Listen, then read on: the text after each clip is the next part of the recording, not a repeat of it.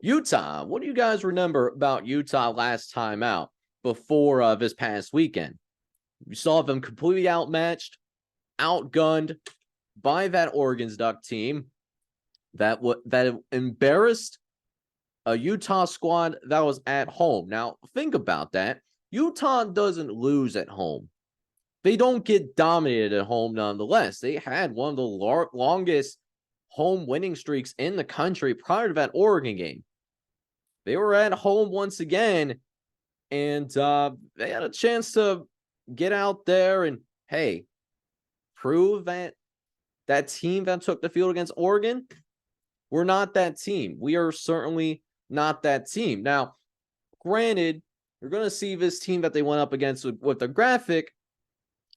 It's only Arizona State. Well, let me tell you about this Arizona State team. Arizona State felt like a team that, okay, everything that Arizona State was doing was towards 2024 in terms of playing its younger players, as well as putting in that self-bowl ban as well.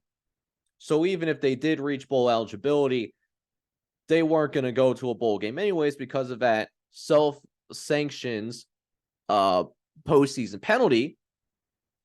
But in these last 3 to 4 weeks, as they've gotten into Pac-12 conference action, Arizona State was this team that, listen, they came in losing 4 of their last 5 games, but in those 4 of the last, all of those 5 games, they were all competitive games.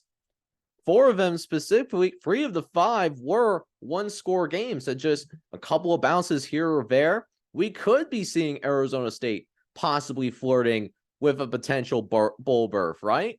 That could have been in the cards. I mean, look at what they did the previous 5 weeks before this game. Lose by 14 to USC, lose by a field goal against Cal and Colorado. Also losing by just 8 against Washington. They actually didn't allow a single offensive touchdown with that offense with Michael Penix. That's an accomplishment in itself. And then they win convincingly against Washington State. So you had all that going. So yes, Arizona State might be one of the lesser teams in the Pac-12 conference, but at the same time, seems like this is a team that was getting better as the season was going on, certainly progressing better than what we saw in the opening moments of the season back in September. See, that's the thing about saying this is a long season, right? Teams can change from September to November, right? And this Arizona State team looked better going into the Utah game than they were at the beginning of the season. But it didn't matter. It did not matter at all. Utah was pissed.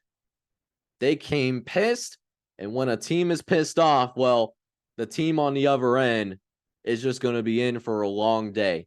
Utah, after not being able to score a single touchdown in their previous home matchup against Oregon, they came out against this Arizona State team, and Utah blows the doors off of Arizona State 55-3. And that's why it surprised me so much. I truly thought that this was going to be a competitive game. The odds market also did. Odds by ESPN Bet had this at -9.5 in favor of Utah at home prior to kickoff. But both anything that could have went wrong for the Arizona State Sun Devils, nothing went wrong. Nothing went right. And for Utah, anything that could have went right did end up going right. I mean, what is there to say? And it's not even that necessarily Utah was this electric offense through the air. It's not that they've really dramatically changed their offensive philosophy after the Oregon game. It's just that what they're known for doing with the continuous injury to Cam Rising, they are able to execute at a much higher level. They relied on that ground game. They had 4 more rushes than passing attempts. They ran the ball close to 50 times compared to just 28 passing attempts. And in those 49 runs, they ran for over 350 yards on the ground. And when you're able to run as effectively as Utah was able to, you're able to control the clock. You're able to constantly move the chains. You're also able to wear down opposing defenses. And it's not even that Utah got off to a slower start, because Utah was constantly scoring in this game. But part of the reason why we see them score even more in the second half than what we saw them score in the first half, even though maybe dogs were called off slightly, was because Arizona State was so demoralized by how effective the Arizona State or the Utah ground game was in this game. 350 yards on the ground. You want to talk about another disparity? 26 first downs for Utah. You know how many first downs Arizona State got today? 6. They had 6 first downs the entire game. So they were getting absolutely demoralized on the ground in this game. And on the other side, offensively, Sun Devils weren't sustaining any drives. You can't get anything going if you're not picking up first downs. I would venture to guess, if I were to check, I'm not going to do it right now, I would venture to check that Arizona State probably had more punts in this game than they did first downs. Lots of 3 and outs in this particular ball game.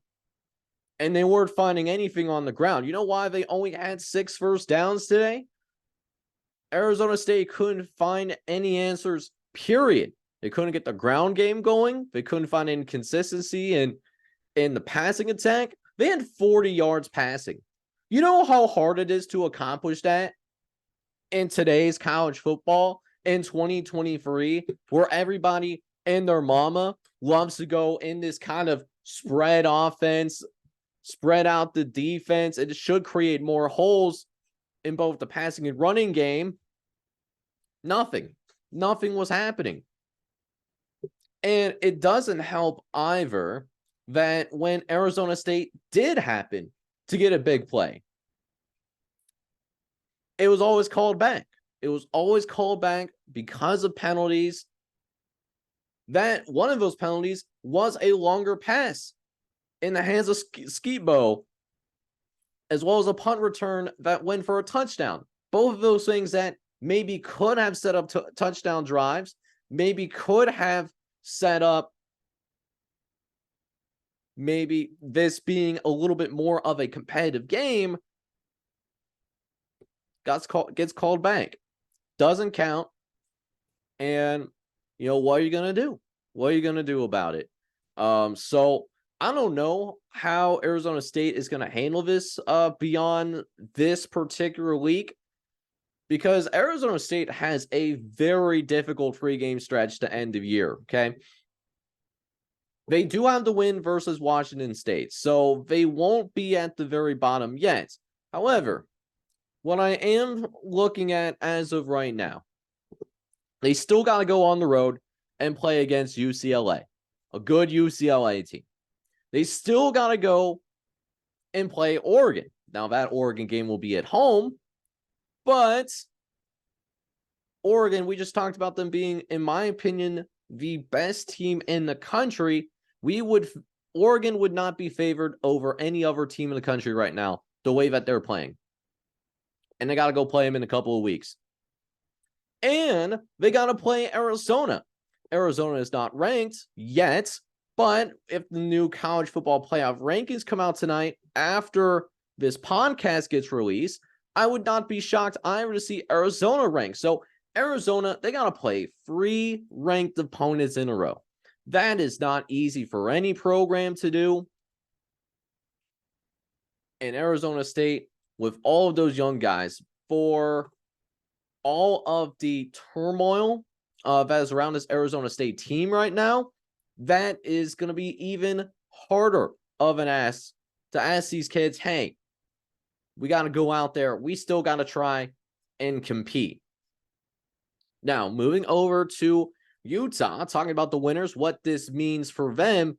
I mean, obviously, they were able to bounce back. They looked crisp on offense. And maybe it's one of those things where, hey, Utah is finding a rhythm offensively after all. Because we've seen them now put up 30-plus points in every week, with the exception of that Oregon game. So maybe it is one of those situations where they're finding a formula of success even without Cam Rising. It sure would be nice to have Cam Rising. I think he's a top 15, top 20 quarterback in the country when he is actually playing. But them looking crisp on offense allows that defense, which that's what Utah is known for. When you think of Utah, you're thinking of that defense first. It can dominate the line of scrimmage. It certainly dominated the line of scrimmage. And we talked about that in the Arizona State preview. When some of you guys asked me what I thought about their over-under prediction, I thought Arizona State was going to struggle in the trenches, and that showed up here yet again today. Both sides of the ball. I mean, allowing just 43 rushing yards. Utah had 350, like I was talking about earlier. And when you're able to run like that, you're able to give your quarterbacks, plural, because Utah ended up playing multiple quarterbacks in this game, that allows your quarterbacks who don't have that much experience to get comfortable, allows them to get into a little bit of a rhythm. And now you have Arizona State, those defenses trying to find any answers, and it's hard to come up with those answers when, well, everything's working. So shout out to Utah. Glad that they were able to come out and bounce back. You got a difficult game next week, going on the road to take on Washington.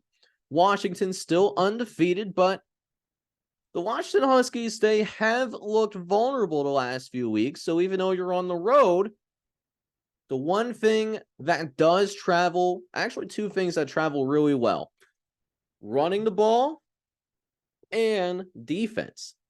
And Utah is certainly capable of doing that. We'll see if this creates a matchup problem for Utah. We'll preview this game later on this week if we ended up getting into another podcast. But keep that in the back of your mind. That could be a mild upset in the works. We'll have to see. We'll have to wait till later this week to dive into that game, though.